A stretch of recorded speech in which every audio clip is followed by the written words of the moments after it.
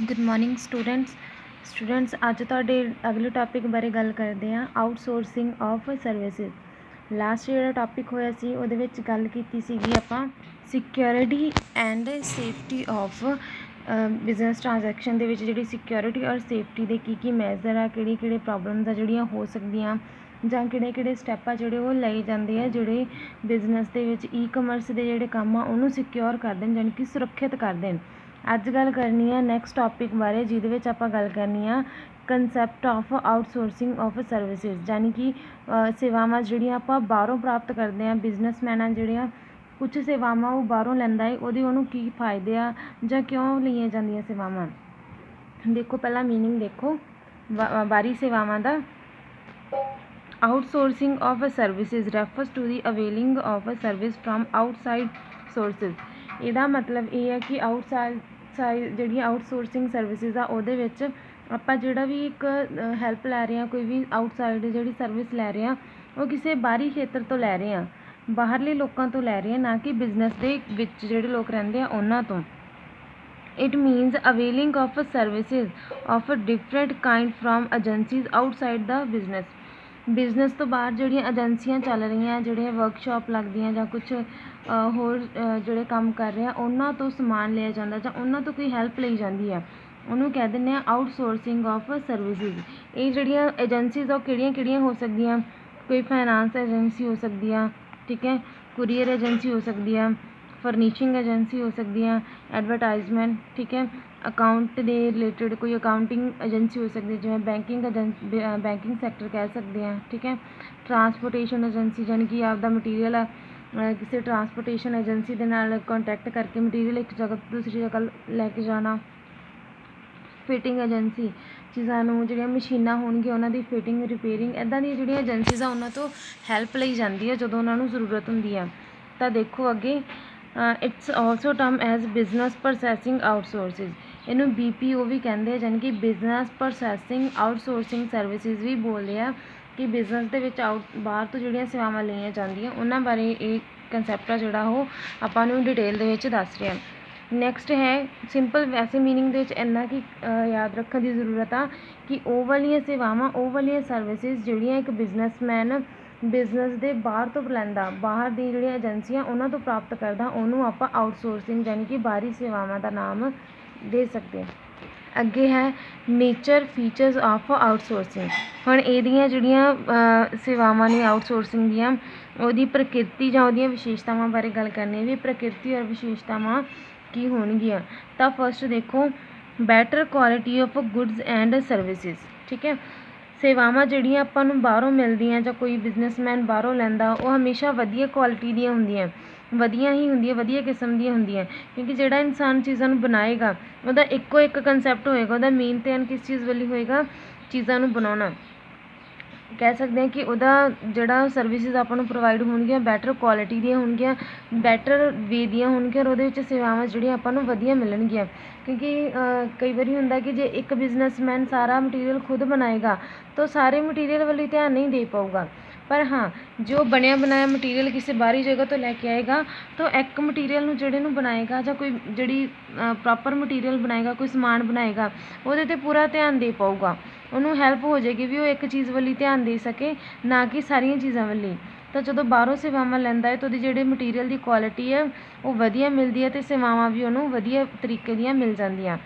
Service of specialist outside the business.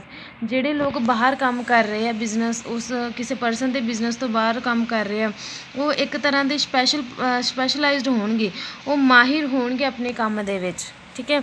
ਜਿਵੇਂ ਆਪਾਂ ਕਹਿ ਦਈਏ ਕਿ ਬੈਂਕਿੰਗ ਆ, ਬੈਂਕਿੰਗ ਸੈਕਟਰ ਦੇ ਵਿੱਚ ਸਾਰੇ ਜਿਹੜੇ ਲੋਕ ਹੋਣਗੇ ਉਹ ਸਪੈਸ਼ਲਾਈਜ਼ਡ ਹੋਣਗੇ, ਐਜੂਕੇਟਡ ਹੋਣਗੇ, ਪੜ੍ਹੇ ਲਿਖੇ ਹੋਣਗੇ। ਅਕਾਊਂਟ ਦਾ ਉਹਨਾਂ ਨੂੰ ਪ੍ਰੋਪਰ ਪਤਾ ਹੋਏਗਾ, ਉਹਨਾਂ ਤੋਂ ਜੇ ਕੋਈ ਸਰਵਿਸ ਲਈ ਜਾਏਗੀ ਅਕਾਊਂਟ ਦੀ ਤਾਂ ਕੀ ਆ ਉਹ ਵਧੀਆ ਸੇਵਾ ਹੋਏਗੀ, ਮਾਹਿਰ ਹੋਣਗੇ। ਦੂਸਰੀ ਜਗ੍ਹਾ 'ਤੇ ਜਦੋਂ ਮਟੀਰੀਅਲ ਨੂੰ ਇੰਸ਼ੋਰੈਂਸ ਕਰਵਾਇਆ ਜਾਂਦਾ ਤਾਂ ਉਹ ਵੀ ਇੱਕ ਤਰ੍ਹਾਂ ਦੇ ਮਾਹਿਰ ਹੋਣਗੇ ਇੰਸ਼ੋਰੈਂਸ ਦੇ ਵਿੱਚ। ਟਰਾਂਸਪੋਰਟੇਸ਼ਨ ਦੀ ਗੱਲ ਕਰੀਏ, ਅਗਰ ਕੋਈ ਟਰਾਂਸਪੋਰਟੇਸ਼ਨ ਏਜੰਸੀ ਆ, ਠੀਕ ਹੈ, ਆਵਾਜਾਈ ਦੇ ਸਾਧਨਾਂ ਜਿਹੜੇ ਕਿਰਾਏ 'ਤੇ ਦਿੰਦੇ ਆ, ਅਗਰ ਆਪਾਂ ਉਹਨਾਂ ਦੇ ਵਹੀਕਲ ਲੈਂਦੇ ਹਾਂ, ਉਹਨਾਂ ਦੇ ਜਿਹੜੇ ਸਾਧਨ ਆ ਉਹ ਯੂਜ਼ ਕਰਦੇ ਹਾਂ ਇੱਕ ਜਗ੍ਹਾ ਤੋਂ ਦੂਸਰੀ ਜਗ੍ਹਾ ਮਟੀਰੀਅਲ ਲੈ ਕੇ ਜਾਣ ਦੇ ਲਈ, ਤਾਂ ਉਹਦੇ ਵਿੱਚ ਫ਼ਾਇਦਾ ਜਿਹੜਾ ਉਹ ਬਿਜ਼ਨਸਮੈਨ ਨੂੰ ਹੀ ਹੋਏਗਾ, ਕਿਉਂਕਿ ਉਹਨੂੰ ਜਿਹੜਾ ਸਮਾਨ ਮਿਲੂਗਾ ਉਹ ਬਹੁਤ ਵਧੀਆ ਕੁਆਲਿਟੀ ਦਾ, ਮਜ਼ਬੂਤ ਔਰ ਕਹਿ ਦਈਏ ਕਿ ਭਰੋਸੇਮੰਦ ਹੋਏਗਾ। ਤੁਹਾਨੂੰ ਇਹਨਾਂ ਚੀਜ਼ਾਂ ਦੀ ਜਿਹੜੀ ਟੈਨਸ਼ਨ ਲੈਣ ਦੀ ਜ਼ਰੂਰਤ ਆ ਉਹ ਬਿਲਕੁਲ ਨਹੀਂ ਹੋਏਗੀ ਵੀ ਮਟੀਰੀਅਲ ਕਿਸ ਤਰੀਕੇ ਦਾ, ਉਹਦੇ ਵਿੱਚ ਕੀ ਗਾਉਣਾ ਕੀ ਨਹੀਂ। ਹਮੇਸ਼ਾ ਆਊਟਸੋਰਸਿੰਗ ਸਰਵਿਸਿਜ਼ ਆ ਜਿਹੜੀਆਂ ਉਹ ਵਧੀਆ ਕੁਆਲਿਟੀ ਦੀਆਂ ਔਰ ਸਪੈਸ਼ਲਾਈਜ਼ਡ ਨੇਚਰ ਦੀਆਂ ਹੀ ਮਿਲਣਗੀਆਂ, ਤਾਂ ਉਹਦੇ ਨਾਲ ਬਿਜ਼ਨਸਮੈਨ ਨੂੰ ਵੀ ਸੈਟਿਸਫੈਕਸ਼ਨ ਹੋਏਗੀ, ਪਲੱਸ ਜਿਹੜੇ ਕਸਟਮਰ ਆ ਉਹ ਵੀ ਸੈਟਿਸਫਾਈ ਹੋ ਜਾਣਗੇ। ਨੈਕਸਟ ਹੈ ਰਿਕੁਆਇਰਮੈਂਟ ਆਫ ਮਾਡਰਨ ਬਿਜ਼ਨਸ। ਅੱਜ ਦੇ ਟਾਈਮ ਦੇ ਵਿੱਚ ਆਧੁਨਿਕ ਜਿਹੜਾ ਟਾਈਮ ਆ ਕਾਰੋਬਾਰਾਂ, ਠੀਕ ਹੈ, ਉਹਨੂੰ ਜ਼ਰੂਰਤ ਸੀਗੀ ਆਊਟਸੋਰਸਿੰਗ ਸਰਵਿਸਿਜ਼ ਦੀਆਂ, ਬਾਹਰੀ ਸੇਵਾਵਾਂ ਦੀ ਸਰਵਿਸ ਆ ਜਿਹੜੀ ਉਹਨਾਂ ਨੂੰ ਜ਼ਰੂਰਤ ਹੈਗੀ ਸੀਗੀ। ਦੇਖੋ business environment in modern eras, ਠੀਕ ਹੈ, business environment the production is done on the large scale. ਅੱਜ ਦੇ ਟਾਈਮ ਦੇ ਵਿੱਚ ਜਿਹੜਾ ਮਟੀਰੀਅਲ ਬਣਾਇਆ ਜਾਂਦਾ ਬਹੁਤ ਵੱਡੀ ਮਾਤਰਾ ਦੇ ਵਿੱਚ ਬਣਾਇਆ ਜਾਂਦਾ, ਸੋ ਉਹਦੇ ਲਈ ਕੁਝ ਸੇਵਾਵਾਂ ਜਿਹੜੀਆਂ ਉਹਨਾਂ ਨੂੰ ਬਾਹਰੋਂ ਲੈਣੀਆਂ ਪੈਂਦੀਆਂ ਹੀ ਆ। ਕੋਈ ਬਿਜ਼ਨਸਮੈਨ ਇਹ ਨਹੀਂ ਕਹਿ ਸਕਦਾ ਕਿ ਮੈਂ ਸਾਰਾ ਸਮਾਨ ਖੁਦ ਹੀ ਬਣਾ ਸਕਦਾ ਜਾਂ ਮੈਨੂੰ ਸਾਰੀਆਂ ਸੇਵਾਵਾਂ ਮੇਰੇ ਬਿਜ਼ਨਸ ਵਿੱਚੋਂ ਹੀ ਮਿਲ ਸਕਦੀਆਂ। ਐਡਵਰਟਾਈਜ਼ਮੈਂਟ ਕਰਾਉਣ ਦੇ ਲਈ, ਮਟੀਰੀਅਲ ਦੀ ਮਸ਼ਹੂਰੀ ਕਰਾਉਣ ਦੇ ਲਈ, ਠੀਕ ਹੈ, ਉਹਦੀ ਪੈਕਿੰਗ ਕਰਾਉਣ ਦੇ ਲਈ, ਉਹਦੇ ਉੱਪਰ ਲੇਬਲ ਲਗਾਉਣ ਦੇ ਲਈ ਉਹਨੂੰ ਆਊਟਸੋਰਸਿੰਗ ਸਰਵਿਸਿਜ਼ ਦੀ ਹੈਲਪ ਆ ਜਿਹੜੀ ਉਹ ਲੈਣੀ ਹੀ ਪੈਂਦੀ ਹੈ, ਕਿਉਂਕਿ ਸਾਰਾ ਕੰਮ ਉਹ ਇੱਕ ਬਿਜ਼ਨਸ ਦੇ ਵਿੱਚ ਨਹੀਂ ਕੀਤਾ ਜਾ ਸਕਦਾ। ਕੁਛ ਹੈਲਪ ਉਹਨੂੰ ਬਾਹਰੋਂ ਜਿਹੜੀ ਲੈਣੀ ਪਏਗੀ ਤਾਂ ਕਿ ਮਾਡਰਨ ਟਾਈਮ ਦੇ ਵਿੱਚ ਉਹ ਆਪਣੇ ਕੰਮ ਨੂੰ ਸਹੀ ਰੱਖ ਸਕੇ, ਕਸਟਮਰ ਨੂੰ ਸੈਟਿਸਫਾਈ ਕਰ ਸਕੇ। ਐਕਸਪੈਂਸ਼ਨ ਆਫ ਬਿਜ਼ਨਸ, ਕਾਰੋਬਾਰ ਦੇ ਵਿਸਤਾਰ ਲਈ ਉਹਨੂੰ ਆਊਟਸੋਰਸਿੰਗ ਸਰਵਿਸਿਜ਼ ਲੈਣੀਆਂ ਪੈਣਗੀਆਂ। ਆਊਟਸੋਰਸਿੰਗ ਸਰਵਿਸਿਜ਼ ਦੇ ਵਿੱਚ ਆਪਾਂ ਨੂੰ ਕੰਪੀਟੀਸ਼ਨ ਬਾਰੇ ਵੀ ਦੱਸਿਆ ਜਾਂਦਾ ਕਿ ਮਾਰਕੀਟ ਦੇ ਵਿੱਚ ਕੀ ਕੰਪੀਟੀਸ਼ਨ ਚੱਲ ਰਿਹਾ, ਫੈਸ਼ਨ ਕੀ ਚੱਲ ਰਿਹਾ ਉਹ ਦੱਸਿਆ ਜਾਂਦਾ। ਜੇ ਕਿਸੇ ਬਿਜ਼ਨਸਮੈਨ ਨੂੰ ਕੋਈ ਪੈਸਾ ਚਾਹੀਦਾ, ਕੋਈ ਸੇਵਾਵਾਂ ਚਾਹੀਦੀਆਂ, ਕੁਛ ਉਹਨੇ ਉਧਾਰ ਲੈਣਾ ਹੋਵੇ ਮਟੀਰੀਅਲ, ਠੀਕ ਹੈ, ਉਹਦੇ ਰਿਲੇਟਡ ਕੋਈ ਉਹਨੂੰ ਜਾਣਕਾਰੀ ਚਾਹੀਦੀ ਹੈ, ਇਹ ਸਾਰੀ ਜਾਣਕਾਰੀ ਉਹਨੂੰ ਬਾਹਰੀ ਸੇਵਾਵਾਂ ਦੀ ਮਦਦ ਦੇ ਨਾਲ ਹੀ ਮਿਲੇਗਾ। ਸੋ ਇਹ ਕਹਿ ਸਕਦੇ ਹਾਂ ਕਿ ਜੇ ਉਹ ਚਾਹੁੰਦਾ ਹੈ ਕਿ ਬਿਜ਼ਨਸ ਨੂੰ ਅੱਗੇ ਲੈ ਕੇ ਜਾਵੇ, ਵਾਧਾ ਕਰੇ ਬਿਜ਼ਨਸ ਦੇ ਵਿੱਚ, ਤਾਂ ਉਹਦੇ ਲਈ ਵੀ ਆਊਟਸੋਰਸਿੰਗ ਸਰਵਿਸਿਜ਼ ਆ ਜਿਹੜੀਆਂ ਉਹ ਫਾਇਦੇਮੰਦ ਆ। ਦੂਸਰੇ ਸ਼ਬਦਾਂ ਦੇ ਵਿੱਚ ਇਹ ਕਹਿ ਸਕਦੇ ਹਾਂ ਕਿ ਬਿਜ਼ਨਸ ਨੂੰ ਵਾਧੇ ਵਾਲੀ ਸਾਈਡ ਲੈ ਕੇ ਜਾਣ ਦੇ ਲਈ, ਕਾਰੋਬਾਰ ਨੂੰ ਵਿਸਥਾਰ ਦੇ ਲਈ ਲੈ ਕੇ ਜਾਣ ਦੇ ਲਈ ਬਾਹਰੀ ਸੇਵਾਵਾਂ ਦਾ ਹੋਣਾ ਲਾਜ਼ਮੀ ਆ, ਆਊਟਸੋਰਸਿੰਗ ਸਰਵਿਸਿਜ਼ ਦਾ ਹੋਣਾ ਕੰਪਲਸਰੀ ਆ। ਅੱਗੇ ਦੇਖੋ ਬਾਹਰੀ ਸੇਵਾਵਾਂ ਦੇ ਆਪਾਂ ਨੂੰ ਫਾਇਦੇ ਕੀ ਆ, ਠੀਕ ਹੈ, ਲਾਭ ਕੀ ਆ। ਤਾਂ ਪਹਿਲਾਂ ਦੇਖੋ ਜਿਹੜਾ ਪਹਿਲਾਂ ਹੋਏਗਾ ਮੁੱਖ ਖੇਤਰ 'ਤੇ ਹੀ ਧਿਆਨ।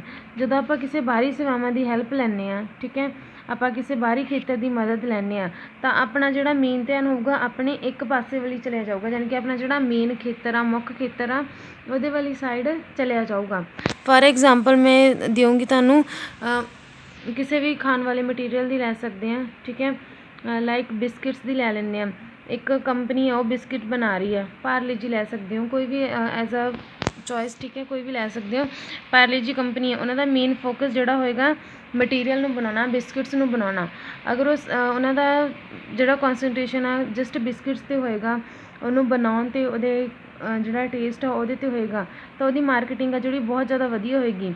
ਬਟ ਜੇ ਉਹਨਾਂ ਦਾ ਸਾਰੀ ਸਾਈਡ ਧਿਆਨ ਹੋਏਗਾ ਵੀ ਉਹਨਾਂ ਨੇ ਬਿਸਕਿਟਸ ਵੀ ਬਣਾਉਣੇ ਆ, ਉਹਦੇ ਪੈਕਿੰਗ ਵੀ ਖੁਦ ਕਰਨੀ ਆ, ਉਹਦੇ ਉੱਪਰ ਲੇਬਲ ਵੀ ਖੁਦ ਕਰਨਾ, ਫਿਰ ਉਹਨੂੰ ਬਾਕਸਿਸ ਦੇ ਵਿੱਚ ਖੁਦ ਪੈਕ ਕਰਨਾ, ਐਡਵਰਟਾਈਜ਼ਮੈਂਟ ਵੀ ਉਹਨਾਂ ਨੇ ਖੁਦ ਕਰਨੀ ਆ, ਤਾਂ ਇਹਦੇ ਵਿੱਚ ਉਹਨਾਂ ਦਾ ਬਹੁਤ ਜ਼ਿਆਦਾ ਖਰਚਾ ਹੋ ਜਾਏਗਾ, ਖਰਚਾ ਵੀ ਹੋਏਗਾ, ਪਲੱਸ ਉਹਨਾਂ ਦਾ ਟਾਈਮ ਬਹੁਤ ਚਲਿਆ ਜਾਏਗਾ ਇਹਨਾਂ ਸਾਰੀਆਂ ਚੀਜ਼ਾਂ ਦੇ ਵਿੱਚ, ਔਰ ਹੋ ਸਕਦਾ ਕਿ ਮਟੀਰੀਅਲ ਦੀ ਕੁਆਲਿਟੀ ਇੰਨੀ ਵਧੀਆ ਨਾ ਬਣੇ ਔਰ ਮਾਰਕੀਟ ਦੇ ਵਿੱਚ ਉਹ ਸੇਲ ਹੀ ਨਾ ਹੋ ਪਾਏ।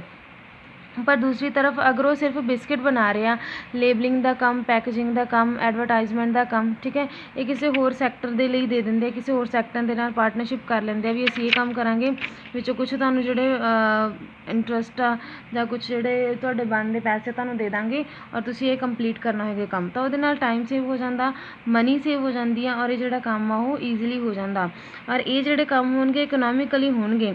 ਅਗਰ ਬਿਜ਼ਨਸਮੈਨ ਇਹ ਕੰਮ ਸਾਰੇ ਖੁਦ ਕਰੂਗਾ, ਮਸ਼ਹੂਰੀ ਖੁਦ ਕਰੇਗਾ, ਟਰੈਵਲਿੰਗ ਜਿਹੜੀ ਟਰਾਂਸਪੋਰਟੇਸ਼ਨ ਦੀ ਕੋਸਟ ਆ ਜਿਹੜੀ ਖੁਦ ਲਏਗਾ, ਉਹਨੂੰ ਕੋਈ ਵੀ ਜਿਹੜੇ ਟਰੱਕ ਵਗੈਰਾ ਖੁਦ ਖਰੀਦਣੇ ਪੈਣਗੇ, ਤਾਂ ਉਹ ਬਹੁਤ ਐਕਸਪੈਂਸਿਵ ਹੋ ਜਾਏਗਾ। ਪਰ ਜੇ ਬਾਹਰੋਂ ਕਰਵਾਏਗਾ ਕੰਮ ਤਾਂ ਉਹਨੂੰ ਸਸਤਾ ਪਏਗਾ, ਜਿਹਦੇ ਨਾਲ ਉਹਦਾ ਪੈਸਾ ਵੀ ਬਚੇਗਾ, ਟਾਈਮ ਵੀ ਬਚੇਗਾ, ਮਿਹਨਤ ਵੀ ਬਚੇਗੀ, ਠੀਕ ਹੈ, ਤਾਂ ਇਹ ਵੀ ਇੱਕ ਫਾਇਦਾ ਹੈ। ਅਵੋਇਡ ਲੇਬਰ, ਠੀਕ ਹੈ, ਅਵੋਇਡ ਕਰਨੀ ਹੈ ਲੇਬਰਸ ਦੀ ਪ੍ਰੋਬਲਮ ਆ ਜਿਹੜੀ ਉਹਨੂੰ ਖ਼ਤਮ ਕਰਨਾ ਹੈ। ਲੇਬਰਸ ਦੇ ਨਾਲ ਜੁੜੀਆਂ ਜਿਹੜੀਆਂ ਪ੍ਰੋਬਲਮਾਂ, ਯਾਨੀ ਕਿ ਜਿੰਨੇ ਜ਼ਿਆਦਾ ਮਜ਼ਦੂਰ ਹੋਣਗੇ ਉਨੀਆਂ ਜ਼ਿਆਦਾ ਪ੍ਰੋਬਲਮਸ ਹੋਣਗੀਆਂ। ਪਰ ਜੇ ਮਜ਼ਦੂਰ ਆ ਸਿਰਫ ਇੱਕ ਕੰਮ ਦੇ ਲਈ ਹੋਣ, ਸਿਰਫ ਮੈਨੂਫੈਕਚਰਿੰਗ ਦੇ ਲਈ ਹੋਣ, ਤਾਂ ਜਿਹੜੀਆਂ ਪ੍ਰੋਬਲਮਸ ਹੋਣਗੀਆਂ ਸਿਰਫ ਮੈਨੂਫੈਕਚਰਿੰਗ ਦੇ ਰਿਲੇਟਡ ਹੋਣਗੀਆਂ। ਜੇ ਆਪਾਂ ਕਹਿ ਦਈਏ ਕਿ ਐਡਵਰਟਾਈਜ਼ਮੈਂਟ ਵਾਲੇ ਵੀ ਹੋਣ, ਠੀਕ ਹੈ, ਟਰਾਂਸਪੋਰਟੇਸ਼ਨ ਵਾਲੇ ਵੀ ਹੋਣ ਤਾਂ ਜਿਹੜੀਆਂ ਪ੍ਰੋਬਲਮਸ ਆ ਉਹ ਸਾਰੀਆਂ ਜ਼ਿਆਦਾ ਹੋ ਜਾਣਗੀਆਂ। ਸੋ ਆਊਟਸੋਰਸਿੰਗ ਸਰਵਿਸਿਜ਼ ਆਪਾਂ ਨੂੰ ਇਹ ਵੀ ਹੈਲਪ ਕਰਦਾ ਹੈ ਕਿ ਜਿਹੜੀਆਂ ਮੁਸ਼ਕਿਲਾਂ ਹੈ ਲੇਬਰਸ ਦੀਆਂ ਉਹ ਆਪਾਂ ਈਜ਼ੀਲੀ ਸੋਲਵ ਕਰ ਸਕੀਏ। ਪ੍ਰੋਬਲਮਾਂ ਜਿਹੜੀਆਂ ਉਹ ਘਰ ਬੈਠੇ ਹੀ ਸੋਲਵ ਹੋ ਜਾਣ, ਕਿਉਂਕਿ ਸਰਵਿਸਿਜ਼ ਹੈ ਜਿਹੜੀ ਉਹ ਇੱਕੋ ਨੇਚਰ ਦੀ ਹੋਏਗੀ। ਦੇਖੋ, a lesser number of employees are required in a business unit to perform in its operation।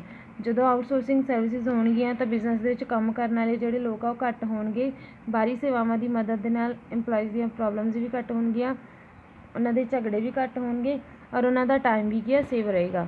ਸੋ ਇਹ ਸੀ ਅੱਜ ਦੇ ਟੌਪਿਕਸ। ਅਗਰ ਤੁਹਾਨੂੰ ਕੋਈ ਪ੍ਰੋਬਲਮ ਆ ਤਾਂ ਤੁਸੀਂ ਕਲੀਅਰ ਕਰ ਸਕਦੇ ਹੋ। ਕੋਈ ਵੀ ਡਾਊਟ ਆ ਤੁਹਾਨੂੰ ਅੱਜ ਤੋਂ ਪਹਿਲਾਂ ਜਿਹੜੇ ਟੌਪਿਕਸ ਹੋਏ ਆ ਤਾਂ ਤੁਸੀਂ ਜ਼ਰੂਰ ਪੁੱਛ ਸਕਦੇ ਹੋ। ਅਗਰ ਵੀਡੀਓ ਦੇ ਵਿੱਚ ਕੋਈ ਪ੍ਰੋਬਲਮ ਆ ਤਾਂ ਤੁਸੀਂ ਉਹ ਵੀ ਕਲੀਅਰ ਕਰ ਸਕਦੇ ਹੋ। ਸੋ ਉਮੀਦ ਆ ਕਿ ਤੁਹਾਨੂੰ ਅੱਜ ਦਾ ਪੁਆਇੰਟ ਔਰ ਜਿਹੜਾ ਟੌਪਿਕ ਆ ਉਹ ਸਮਝ ਆ ਗਿਆ ਹੋਵੇਗਾ। So thank you, have a nice day.